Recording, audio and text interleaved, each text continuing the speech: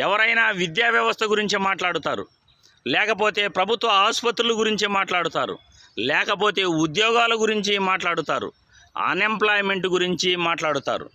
కానీ మన రాష్ట్రంలో రైతుల గురించి మాట్లాడట్లేదు, విద్యా వ్యవస్థ గురించి మాట్లాడట్లేదు, ప్రభుత్వ ఆసుపత్రుల గురించి మాట్లాడట్లేదు.